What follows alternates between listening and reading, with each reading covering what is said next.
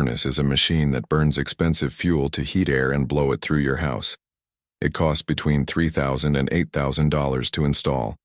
It costs between $100 and $300 per month to operate. And it relies on a supply chain that stretches from natural gas wells to your thermostat. If any link in that chain breaks, you freeze. Now let me tell you about a device that does the same job for $15. It has no moving parts. It burns no fuel. It has zero operating cost. And it is built entirely from garbage you would normally throw away. Empty soda cans. That is the entire technology.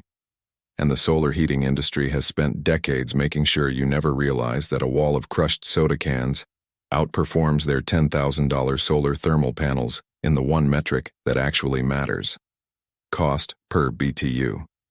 Here is the physics they do not want you to learn. Every second of every day, the sun delivers approximately 1,000 watts of energy per square meter to the surface of the earth.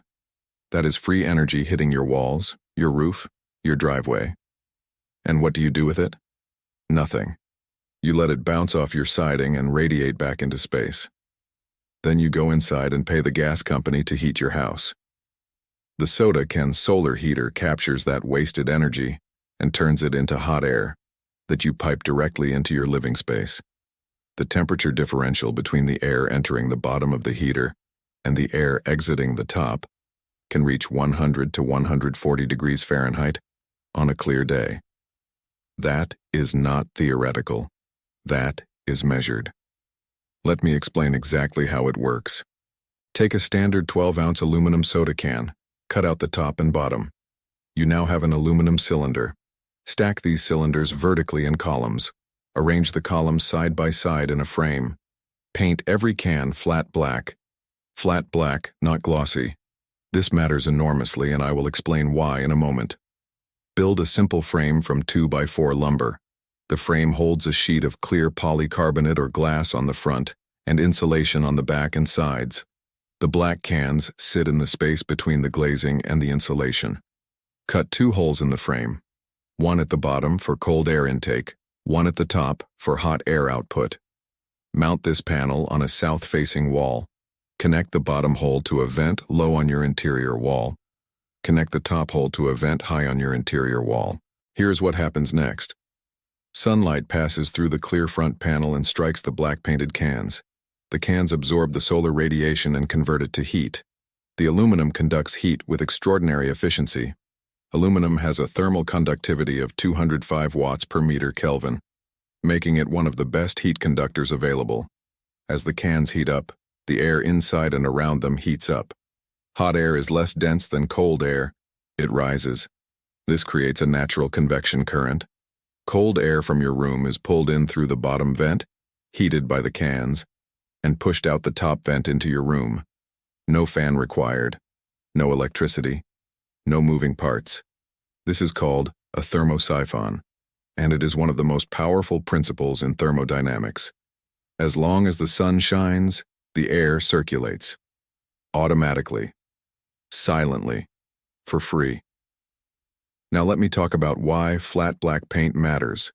This is the physics that separates a good solar heater from a great one. Every surface has 2 critical properties when it comes to absorbing radiation: absorptivity and emissivity. Absorptivity is how much incoming radiation the surface absorbs. Emissivity is how much radiation the surface emits back. For maximum heating, you want high absorptivity and low emissivity. Flat black paint has an absorptivity of around 0.95 to 0.97. That means it absorbs 95 to 97% of incoming solar radiation. Outstanding. But here is the catch. Flat black paint also has an emissivity of around 0.95. That means the heated surface radiates a lot of energy back outward. This is where the glazing becomes critical. The clear front panel acts as a greenhouse. It lets visible light through but blocks infrared radiation from escaping. This traps the heat inside the collector. The combination of high absorptivity black paint plus greenhouse effect glazing creates an efficient heat trap that would cost thousands if you bought it from a solar company. If you want to take it to the next level, you can use selective surface coating. This is a type of paint or coating that has high absorptivity in the visible spectrum, but low emissivity in the infrared spectrum. Commercial selective coatings achieve 0.95 absorptivity with only 0.10 emissivity. But a can of flat black spray paint costs $3 and gets you 90% of the way there. Now let me give you the real numbers, because this is where the math destroys the solar industry's argument. A 4-foot by 8-foot soda can solar heater contains approximately 240 cans arranged in 15 columns of 16. Total material cost: lumber for frame, $5 to $8. Scrap wood works fine. Clear polycarbonate sheet, $6 to $10 for a 4x8 sheet from the hardware store. Or free if you salvage an old storm door or shower enclosure. Flat black spray paint, $3 to $4 for 2 cans. Foam insulation board for the back, $3 to $4. Aluminum soda cans, $0. You collect them from your own recycling. Silicone caulk, $4 for a tube. 2 aluminum dryer vents, $6.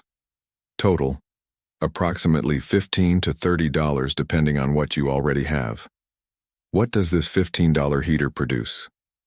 On a clear day in winter, with the sun at a reasonable angle, a 4x8 panel produces approximately 3,000 to 5,000 BTUs per hour. A typical room needs about 5,000 to 10,000 BTUs per hour to stay warm. 2 panels cover a room. 4 panels can supplement the heating of an entire small house. Compare that to a commercial solar air heater.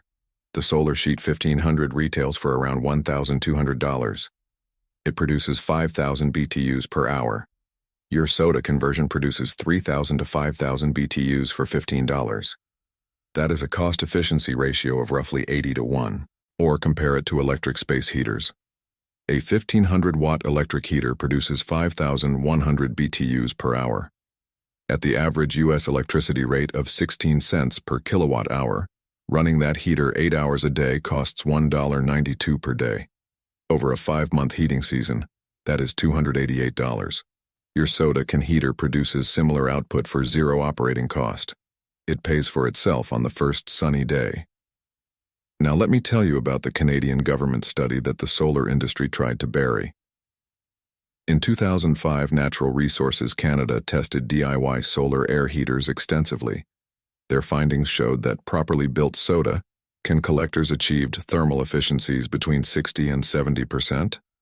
That means 60 to 70% of the solar energy hitting the panel was successfully converted to useful heat in the building. For comparison, commercial flat-plate solar thermal collectors typically achieve efficiencies of 50 to 70%.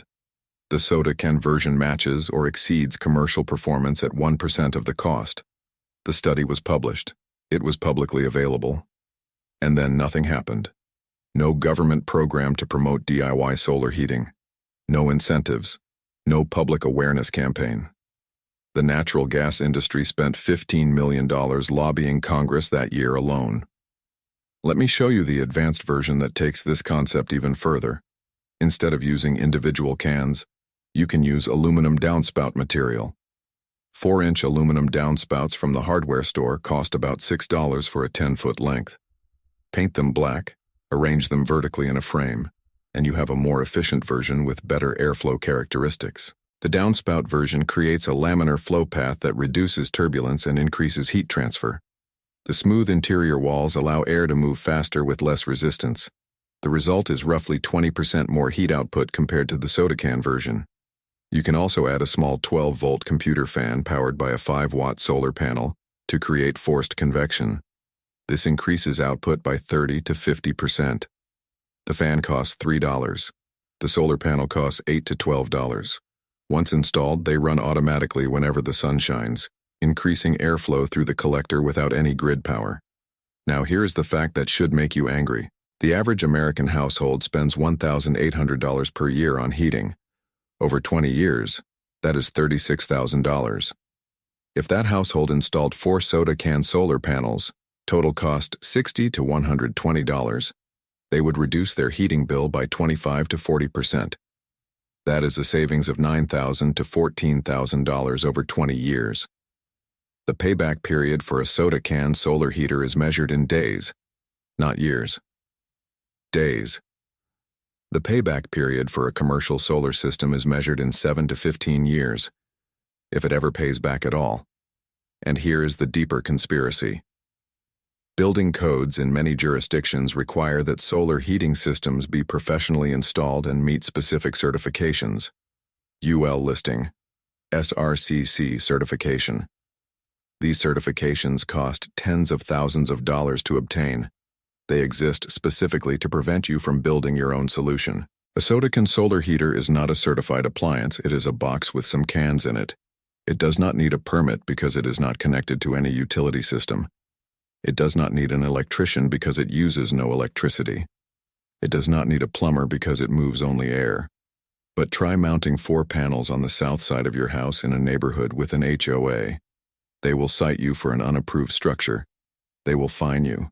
They will force you to remove it. Not because it is dangerous, not because it does not work, but because visible solar installations that cost nothing undermine the aesthetic of expensive homes in the neighborhood. The carrot and the stick. Commercial solar gets tax credits, rebates, and subsidies. DIY solar gets fines, citations, and removal orders. Follow the money. Let me give you the seasonal performance data that the gas company will never show you. In the northern United States, around latitude 40 degrees, a south-facing 4x8 Sodacan heater produces the following approximate BTU output per day. January, 15,000 to 20,000 BTUs on clear days. February, 20,000 to 25,000. March, 25,000 to 30,000. April, 30,000 to 35,000. October, 25,000 to 30,000. November, 18,000 to 22,000. December, 12,000 to 18,000. The irony? The heater produces the most heat in the shoulder months when you are still running your furnace, but the sun is getting stronger. March and October alone can eliminate weeks of furnace operation. Here's the maintenance schedule. Once a year before heating season, wipe the glazing clean. Check for any cracks in the caulk. That is it. The aluminum cans do not degrade. The black paint lasts 5 to 10 years before needing a fresh coat. There are no filters to replace, no motors to service, no refrigerant to recharge. I have seen Sodacan heaters that are 15 years old and still producing the same heat output as the day they were built, because there is nothing to wear out. Now let me show you the nuclear option, the full-wall solar heater. Instead of building separate panels, you can convert an entire south-facing wall into a solar collector. Frame out the wall. Install black-painted corrugated metal roofing as the absorber. Cover with polycarbonate glazing. Cut vents at top and bottom. A full wall collector measuring 8 by 16 feet contains 128 square feet of collection area. On a clear January day, this wall produces 40,000 to 60,000 BTUs. That is equivalent to running a medium-sized furnace. For a one-time cost of about $100 in materials.